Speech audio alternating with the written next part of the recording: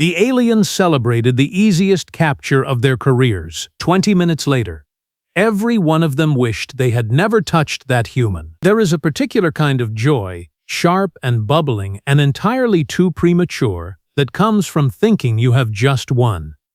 Fleet Officer Torvex Kellen knew that joy well. He had felt it during the Krellis border skirmish, when his squadron flanked 3 enemy cruisers and turned them into very expensive confetti.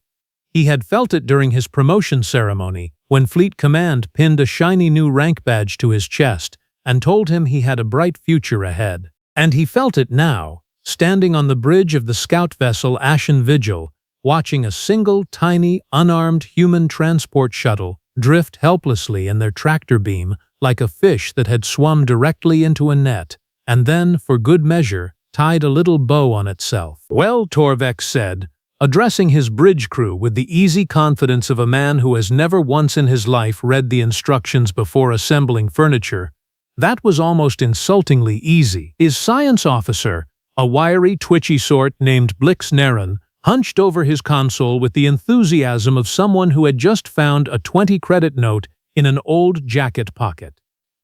"Scanners confirm single occupant, human, female. No weapon signatures, no shielding, no defensive systems of any kind. Ship classification, civilian cargo hauler.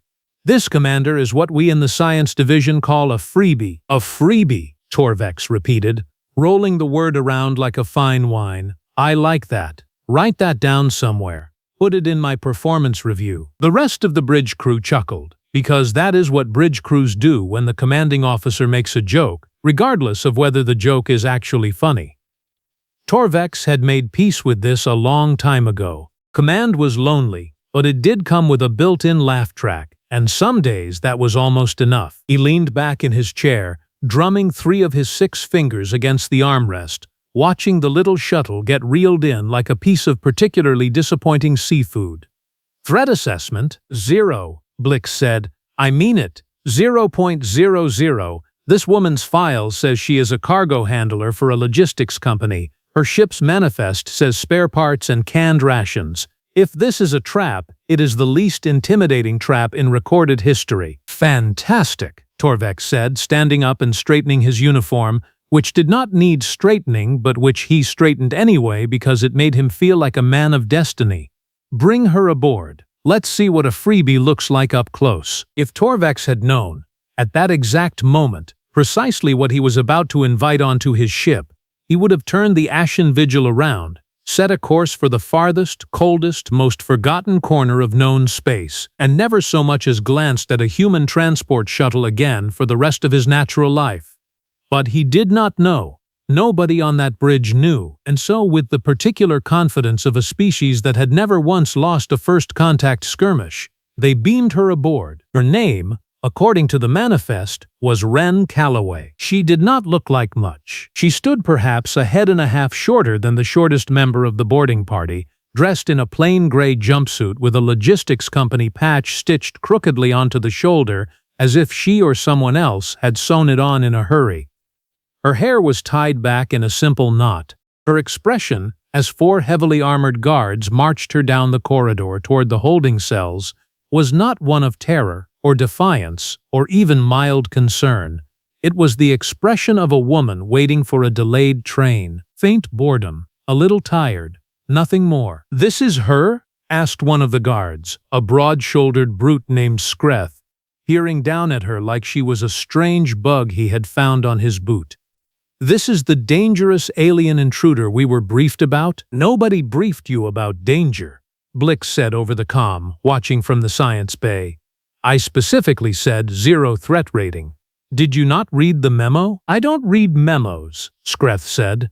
"Memos are for people with necks thin enough to fit through the little slot in the door." "That doesn't even make sense." "It made sense in my head." Wren said nothing throughout this exchange. She simply walked, calmly, evenly, her hands cuffed in front of her with a stasis restraint designed to hold beings roughly 4 times her mass, glancing left and right with an expression of polite, mild interest, like a tourist being shown around a museum she had not particularly wanted to visit but was too polite to complain about. They deposited her in a standard holding cell, reinforced walls, A single reinforced door, a biometric lock, keyed to crew clearance only, and absolutely nothing else. No bed, no table, just bare walls and a blinking status light above the door. Torvex, watching the feed from his ready room with a cup of something warm and vaguely intoxicating, allowed himself a small, satisfied smile. "Log it as a successful capture," he told his adjutant. "First non-hostile human specimen brought in fully intact. Command is going to love this. Might even get us a commendation." "Should we begin interrogation protocols?" the adjutant asked. Torvex waved a hand. "She's a cargo handler, not a spy. Let her sit for the night cycle. We'll have a nice civilized chat with her in the morning, over something hot, and she'll tell us everything we want to know because there is, in fact, nothing interesting for her to hide. This is the easiest capture of my career, and I intend to enjoy it." He had absolutely no idea how wrong he was about to be. None. Not a flicker. Not a shadow of a doubt. If confidence were currency, Torvex Kellen would have been the richest man in 17 star systems, and like most men who are that confident, he was about to go spectacularly, catastrophically bankrupt. It started small. It always starts small. 3 hours into the night cycle, a junior technician named Fennec Oray, whose primary job responsibilities involved staring at biometric readouts and occasionally eating snacks he was not supposed to bring onto the bridge, noticed something odd on his console. The lock on holding cell 4, Ren's cell, had registered 2 failed access attempts. Now this was strange, because Ren Calloway had no access credentials whatsoever. She was by every metric the ship's systems understood, a prisoner with cuffed hands and 0 technical equipment. And yet the panel outside her cell had logged 2 failed attempts to disengage the biometric lock using an unrecognized input method. Fennec frowned at his screen. The way you frown when your smart device tells you it heard you say something you are fairly sure you did not say. He pulled up the internal camera feed for cell 4. Ren was sitting cross-legged on the floor, eyes closed, apparently meditating. Perfectly still, perfectly calm, nothing suspicious at all. "Huh," Fennec said to nobody in particular, and because it was the night cycle, and because he was extremely fond of the little fried protein cubes in the crew mess, he decided this was almost certainly a sensor glitch, made a note to check it in the morning, and went back to his snacks. This would later be identified, in the official incident report, as mistake number 1. Mistake number 2 happened about 40 minutes later, when the 2 guards posted outside cell 4. Skreth and a younger, less experienced guard named Durun began chatting with their prisoner through the small reinforced window in the cell door, mostly because standing guard for 6 hours straight is unbelievably boring, and Ren, it turned out, was surprisingly easy to talk to. "So," Ren said, her voice calm and pleasant, "how many crew members are stationed on this deck during the night rotation?" 8, Dorun said, before Skrith could stop him. "Well, 7. Since Voss is on medical leave for that thing with his foot." "Dorun?" Skreth hissed. "What? She's just being friendly. She's a prisoner. Prisoners don't get friendly. Prisoners get interrogated." "I thought the commander said we're doing that in the morning." "That's not the point." "It's fine," Ren said, smiling faintly, the kind of smile that, in hindsight, several crew members would describe as unsettlingly patient. "I'm just curious how you all run things. It's interesting. Different from what I'm used to." "What are you used to?" Dorun asked, leaning against the wall, genuinely curious now. "Structure," Ren said. "Routine. Predictability. I like knowing where the exits are, where the power conduits run, what time the shift change happens.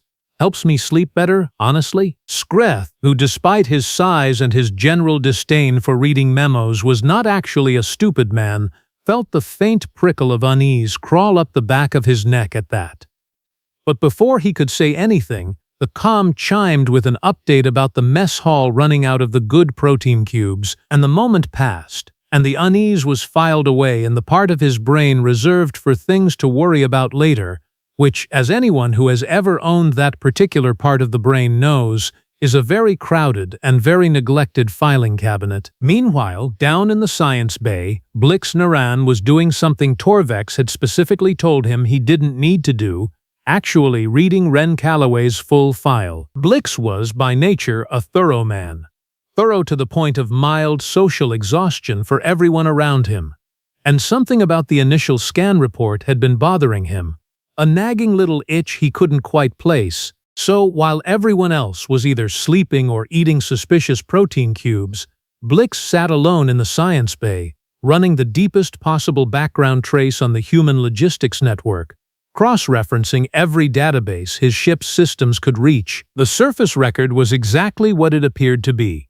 Ren Calloway, Cargo Logistics Coordinator, age 36, unremarkable employment history, unremarkable education, unremarkable everything. A woman who existed in the most beige, forgettable way a person could exist, which was, Blix thought, exactly the problem. Nobody was this unremarkable. Real people had texture, gaps, inconsistencies, old social posts, forgotten debts. A cousin who'd once gotten arrested for something embarrassing. Ren Calloway's record was smooth, too smooth. Like a rock that had been polished by a river for 10,000 years, or like a rock that someone had taken a very expensive polishing tool to on purpose. He dug deeper, found a thread, pulled it. Beneath 7 layers of redacted, restricted, and quietly deleted records, buried under a logistics career that had clearly been constructed rather than lived, Blix found 4 words that made his blood, all 3 types of it, run cold. United States Navy SEAL. Retired. He sat there for a long moment, staring at the screen, the low hum of the science bay suddenly feeling very loud in his ears. "Oh no," he said quietly. "Oh no, no, no." He reached for the comm to alert the bridge. And that was the exact moment the ship's power flickered. Just for a second, just a tiny stutter in the lights, and every alarm on Blix's console lit up bright, angry red all at once. Ren Calloway had been awake the entire time. The meditating had been real, in the sense that she genuinely had been calm and centered, but it had also been an excellent cover for listening. Ears open, eyes closed, counting footsteps, counting shift changes, counting the rhythm of the ship's ambient hum as it cycled through its systems. She had spent the last 3 hours doing something she had done 100 times before in far worse circumstances, memorizing an environment she was not supposed to be able to escape from. The stasis cuffs had been the first problem, and also, ironically, the easiest one to solve. They were designed to restrain beings roughly 4 times her body mass, which meant they were built with a tolerance range that did not account for someone with unusually flexible joints, unusually calm nerves, and 11 years of specialized training in exactly this kind of situation. It took her 40 extra minutes and a moderate amount of quiet, controlled discomfort, but the cuffs came off clean. The lock on the cell door was next. She'd been palming a small piece of metal since the boarding party first grabbed her, a fragment she'd worked loose from the seam of her own boot heel days earlier. Long before this ship had ever crossed her path, because if there was one lesson the Navy had permanently welded into her brain, it was this. Always, always have a way out, even when you don't think you'll need one. Especially when you don't think you'll need one. The biometric lock took her 2 tries and roughly 90 seconds. Not because she was hacking it in any technical sense, but because these particular locks, designed by a species that had apparently never encountered a determined human with a lockpick and a grudge, had a manual override mechanism behind the panel that was, frankly, embarrassingly simple once you knew where to look. The 2 guards outside her door went down without a sound. Ren did not particularly enjoy hurting people as a rule, but she also did not particularly enjoy being a prisoner, and Skreth and Darun, for all their earlier friendliness, were currently standing between her and the rest of the ship. She used the flat of her palm against a pressure point at the base of Skreth's thick neck, and he folded like a lawn chair. Darun, younger and slower to react, got a knee to a joint that clearly was not designed to bend that way, followed by a firm hand over whatever passed for his mouth, until his eyes rolled back and he slumped quietly against the wall. Neither guard would remember much about the following 10 minutes. This was, in its own strange way, a mercy. By the time the first alarm went off, Ren was 3 decks away, moving through a maintenance corridor with the calm, unhurried efficiency of a woman jogging through a park she had visited 1,000 times before. She was not running. Running drew attention, wasted energy, and looked panicked. And panicked people made mistakes. She was simply moving, purposefully, silently, from one point to the next, mapping the ship in her head as she went, filing away every junction, every vent, every conduit access panel, the way a chess player files away every possible move 6 turns ahead of the one currently on the board. Later, when the incident report was compiled, and it would be compiled extensively, painfully, with multiple revisions, the security footage of this exact stretch of corridor would become something of a legend aboard the Ashen Vigil. Crew members would watch it, rewind it, watch it again, in the same way you might watch footage of a natural disaster, with a kind of horrified, helpless fascination. "She's not even hurrying," one crewman would later mutter, watching Ren duck under a support beam with barely a change in pace. "She's not even hurrying." "I know," his colleague would reply. "That's what's terrifying." Torvex Kellen was woken from a genuinely excellent dream, involving a commendation ceremony and possibly a very large cake, by the sound of every alarm on his ship going off simultaneously. He sat bolt upright in his quarters, heart hammering, and for one disoriented moment, genuinely believed they were under enemy attack. Then his comm chimed, and Blixnaren's voice came through, high-pitched and cracking in a way that Torvex had never once heard from his usually composed science officer. "Commander! Commander, you need to get to the bridge right now." "What's happening? Are we under attack?" "Worse. Worse than being attacked? The prisoner is loose." Torvex blinked, processed this, found it, initially, to be a mildly amusing piece of news rather than an alarming one. "The cargo handler? The unarmed one? What's she going to do, Blix? Aggressively reorganize our supply closets?" There was a pause on the other end of the line, the kind of pause that, in hindsight, should have told Torvex everything he needed to know. "Commander," Blix said, his voice very small, "I found her real file." "And? She's not a cargo handler. Then what is she?" Another pause. "She's a Navy SEAL." Torvex did not know precisely what a Navy SEAL was.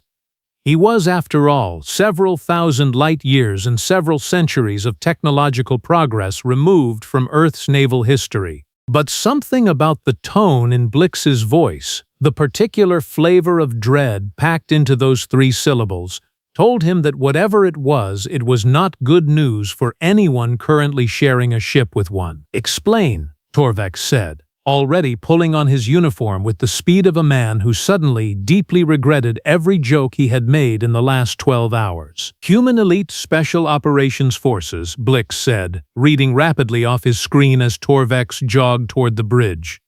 "Extensive combat training, survival specialists, trained in unarmed combat, infiltration, sabotage, demolitions, evasion, interrogation resistance, and, Commander, I want to stress this next part.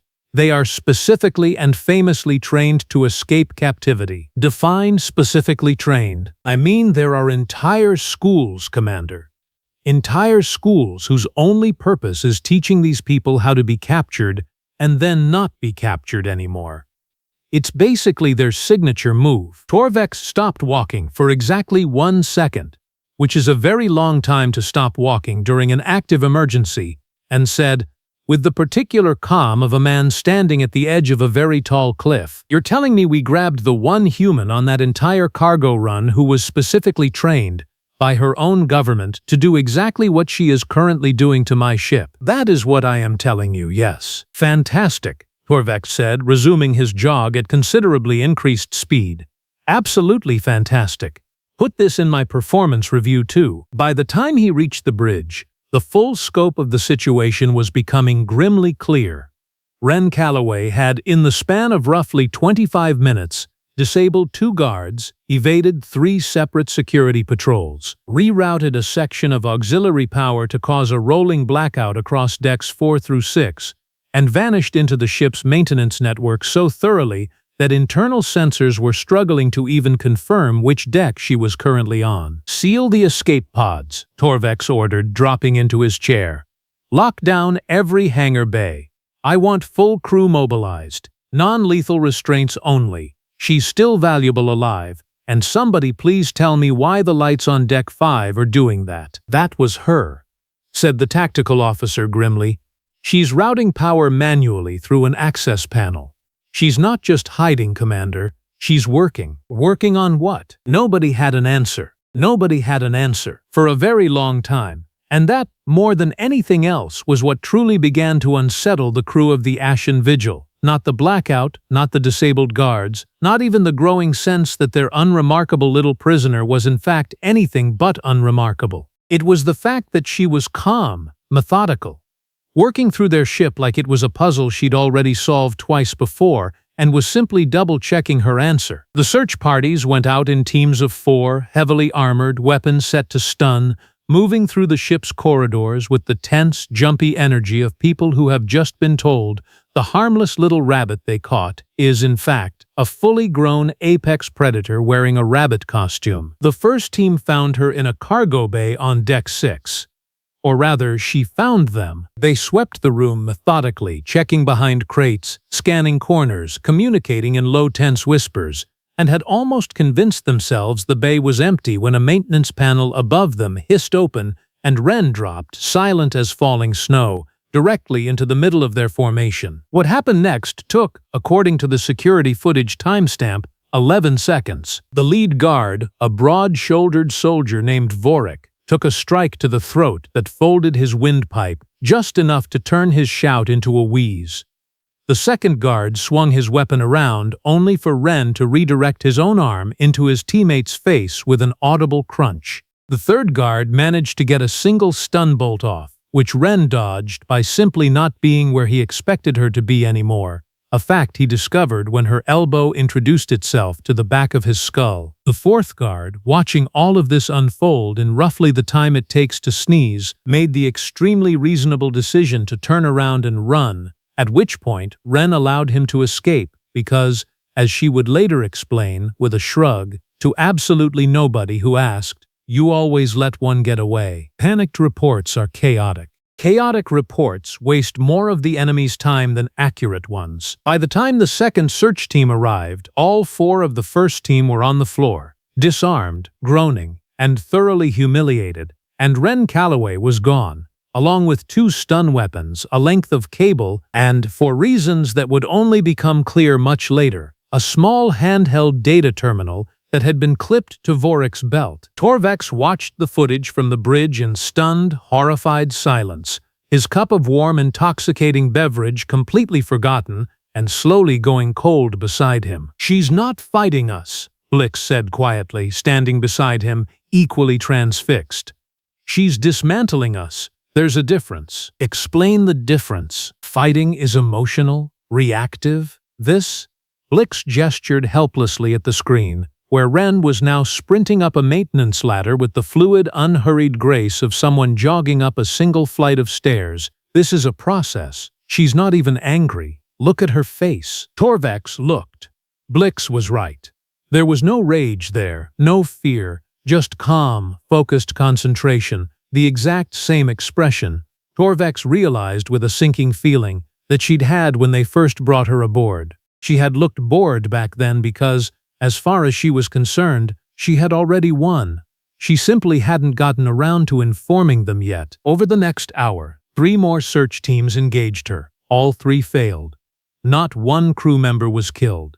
Torvex would later reflect on this fact with a strange, complicated mixture of relief and deep professional embarrassment, but a great many of them ended up disarmed, unconscious, or, in one particularly memorable case, zip-tied to a support strut using their own belt with a knot so efficient it took the ship's engineer 20 minutes to figure out how to undo it. "I want a status report," Torvex said, his voice tight, "on how exactly one unarmed human woman is single-handedly taking apart my entire security detail." "She's using our own ship against us," the tactical officer said grimly, pulling up a schematic. "Vents, maintenance shafts, power conduits. She's been in the walls the entire time. She knows this ship's layout better than half the crew at this point." "How is that possible?" "She's been aboard for 6 hours." "I don't know, Commander. I genuinely do not know. I think she just does this. This might just be a Tuesday for her. Torvex closed his eyes and allowed himself exactly 3 seconds of quiet, internal despair. The kind of despair that comes from realizing your entire career, your entire proud legacy of first contact successes, was about to be capped off by a report that read, in its entirety, "We caught a human woman and then she caught us." Then he opened his eyes, stood up, and did the only thing left that felt like it might actually restore some shred of his dignity. Where is she now? Engineering deck. Heading toward the primary data core. Then that's where I'm going. Commander, with respect, 4 full teams have already— I am aware, Torvex said, checking the charge on his sidearm with hands that were only slightly unsteady. But I am the commanding officer of this vessel, and I refuse to let my career end with a report that says my crew got beaten by one woman while I hid on the bridge drinking a beverage I didn't even finish. Some things, Blix, are worth doing yourself. He found her in the primary data core, exactly where the tactical officer said she'd be, standing calmly in front of an open-access terminal with the stolen handheld device connected to the ship's mainframe. Data streaming across the screen in fast, orderly columns. She did not look surprised to see him. She barely looked up. "Fleet Officer Kellen," she said, and there was something almost pleasant in her tone, the tone of someone greeting a familiar coworker at the coffee machine. "I was wondering when you'd show up personally. Figured you'd send another team first. Guess you're either braver or more impatient than I gave you credit for." "Step away from the terminal," Torvex said, leveling his weapon at her, trying very hard to keep his voice from doing the thing where it went slightly higher when he was nervous. "In a minute," Ren said, glancing back at the screen. "Almost done. I said step away, and I said in a minute." She tapped a few final commands into the terminal, entirely unbothered by the weapon pointed at her, which Torvex found, on some deep primal level, extremely insulting. "You know, for a species that flies between stars, your internal network security is honestly kind of embarrassing. I've seen library systems back home with better encryption." "You are a prisoner," Torvex said, "on a vessel you have no chance of escaping. I would advise a bit more caution." "Would you?" Ren finally turned to look at him fully, and there was something in her expression, not mockery exactly, but a kind of weary, patient amusement, the look of a teacher who has just watched a student confidently get an easy question wrong. "Here's the thing, Torvex. Can I call you Torvex?" "You may not. I'm going to anyway. Here's the thing, Torvex. You caught me because I let myself be caught. Your scanners flagged my ship as harmless because I made sure they would. Your crew tagged me as a cargo handler because that's exactly what the paperwork I planted was designed to say. Every single thing that's happened since your tractor beam locked onto my shuttle has gone precisely according to a plan I put together roughly 4 hours before you ever showed up on my sensors." Torvex felt something cold settle in his stomach. "You're lying." "Am I?" She nodded toward the terminal behind her. "Full ship schematics, crew roster, weapons inventory, fleet coordinates for your last 6 supply drops. All currently uploading to a relay buoy I planted 2 systems back, right before your lovely little scout ship so generously decided to attack an unarmed civilian transport, which, by the way, is a war crime in at least 4 separate treaties your government signed. We are not signatories to human treaties." "Details," Ren said, waving a hand. "The point is, Torvex, you didn't catch a cargo handler, you caught bait. And now your entire fleet's operational data is about to land on a desk belonging to some very interested people back home, all because your boarding party couldn't be bothered to double-check a manifest." Torvex's finger tightened slightly on his weapon's trigger, though some deep instinctive part of his brain screamed at him not to actually fire. Not yet, not until he understood exactly what he was dealing with. Even if that's true, even if all of that is true, you are still, right now, in this room, standing in front of an armed officer, with nowhere left to run. Ren smiled. It was not an unkind smile. It was, if anything, almost sympathetic. The smile of someone about to explain something obvious to a person who was clearly trying their best. "Torvex," she said gently, "I haven't been running. I've been working." And then she moved. It happened fast Faster than Torvex's eyes could properly track, faster than his brain, still catching up on the last 30 seconds of conversation, could process into a coherent response. One moment his weapon was aimed squarely at her center mass. The next, her hand had swept up and across, redirecting the barrel toward the ceiling as the shot discharged harmlessly into a support beam, and his own weapon was suddenly, impossibly, in her hand instead of his. He lunged for her, a clumsy, instinctive grab, and found himself, a half-second later, flat on his back on the deck plating with absolutely no clear memory of how he'd gotten there, staring up at the ceiling while his ears rang faintly and his pride, somewhere off in the distance, quietly packed its bags and left the building. Ren stood over him, his own weapon now held loosely at her side, not even pointed at him, because, as she would later explain, she genuinely did not consider him enough of a threat to bother. "You know what your problem is?" she said, looking down at him with something that might almost have been pity.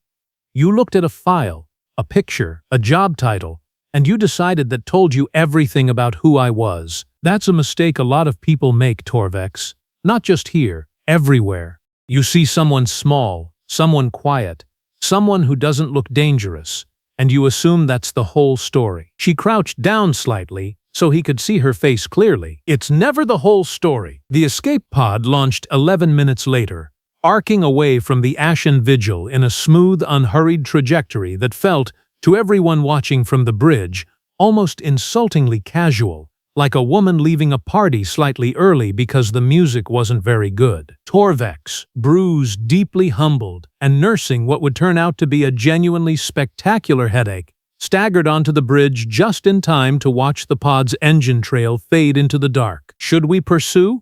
the tactical officer asked, though the tone in his voice suggested he already suspected the answer and was not particularly eager to hear it confirmed. "With what?" Torvex said. "Half our security detail is currently zip-tied to various pieces of furniture throughout this ship. I am fairly certain our missile officer is one of the people currently zip-tied to furniture." "He is, sir. Deck 4. He seems to be taking it well, all things considered." "Then no," Torvex said, sinking into his chair with the weary defeat of a man who had, in the span of one night cycle, gone from proud fleet officer to the subject of what he already knew would become the single most humiliating incident report of his career. "Let her go. Log the data breach. Notify Fleet Command that our supply routes are compromised. And prepare yourself, Ensign, because this report is going to be read by absolutely everyone." It was, in fact, read by absolutely everyone. Within a standard week, the story of the Ashen Vigil and its ill-fated capture of one unremarkable human logistics worker had spread through Fleet Command channels with the speed and enthusiasm of the juiciest gossip in recorded history. Officers who had never met Torvex Kellen in his life somehow knew his name. Junior cadets at the training academy began using the phrase "pulling a Kellen" as shorthand for catastrophically underestimating an opponent. Someone, somewhere, created an animated recreation of the Data Core confrontation that racked up several million views across 4 different star systems. Most of the comments consisting of variations on the theme of how, exactly, does one man get disarmed that thoroughly by someone roughly half his mass? Torvex was not demoted, technically. Fleet Command was, in its own bureaucratic way, somewhat merciful, but he was reassigned to a research vessel doing long-range survey work in an extremely quiet, extremely uneventful sector of space, a posting that came with a formal commendation for surviving the encounter and a very clearly implied message underneath it that read, roughly translated, "Please, for the love of everything, stay away from humans for a while." Blix Naran, to his credit, was promoted. His thorough digging had, after all, uncovered the truth eventually, even if eventually had turned out to be about 40 minutes too late to actually prevent anything. He took to telling the story at social gatherings with a kind of rueful pride, always ending with the same line, "I found the file. Nobody said I found it in time." As for Ren Calloway, her actual identity, rank, and unit remained, as far as any alien intelligence agency could determine, thoroughly and permanently classified. The name itself was almost certainly fabricated, one more layer in a very long, very carefully constructed cover, and no amount of digging by increasingly paranoid alien researchers ever managed to attach a real face to a real service record. Which was, in its own way, exactly the point. Somewhere back on Earth, in a nondescript debriefing room with fluorescent lighting and coffee that had clearly been sitting in the pot for several hours too long, a woman who was absolutely definitely not named Wren Calloway sat across from a tired-looking officer, sipping said terrible coffee with the calm satisfaction of someone who has just finished a long but ultimately satisfying workday. "So," the officer said, flipping through a printed report, "whole ship schematics, fleet supply coordinates, crew roster with biometric data. Not bad for a solo op with, and I want to make sure I'm reading this correctly, 0 weapons and 0 backup. I had a shoelace," she said. "Technically, that counts as equipment. They're calling it, and I'm quoting an actual intercepted transmission here, the most humiliating first contact incident in the last 2 decades. That tracks. You broke a man's confidence so badly they reassigned him to survey duty in what one report describes as, and again, quoting directly, the most boring sector of charted space. He'll live," she said, taking another sip of the truly terrible coffee. "Might even learn something. Never underestimate the quiet ones. It's basically rule 1. The officer set the report down, rubbing his eyes. "You know, most people, when they get abducted by an alien scout ship, they're a little more shaken up about it afterward." Wren shrugged, leaning back in her chair with the easy, unbothered posture of a woman discussing a mildly delayed flight rather than an interstellar hostage situation. "Honestly, compared to some of the training exercises I went through before I even got recruited for this program, that whole thing was barely a Tuesday. Little bit of exercise, learned some new lock mechanisms, got some very useful intel. All in all, solid day at the office." "You're insufferable." "I prefer efficient," she said, standing up and stretching, a series of small, satisfying pops running down her spine.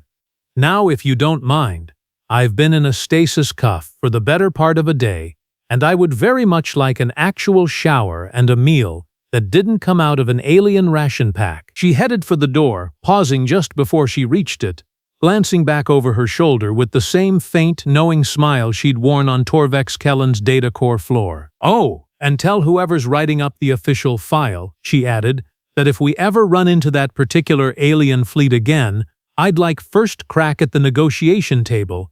I think Torvex and I have a lot to catch up on." The door closed behind her. Somewhere out past the edge of charted space, aboard a scout vessel now assigned to the quietest, dullest survey route in the sector, Torvex Kellen sat alone in his new, considerably less prestigious quarters, staring at a datapad displaying, for reasons he could not fully explain even to himself, the same 11 seconds of security footage on an endless, quiet loop. He was still trying to figure out exactly how she'd gotten his own weapon out of his own hand. He never did figure it out.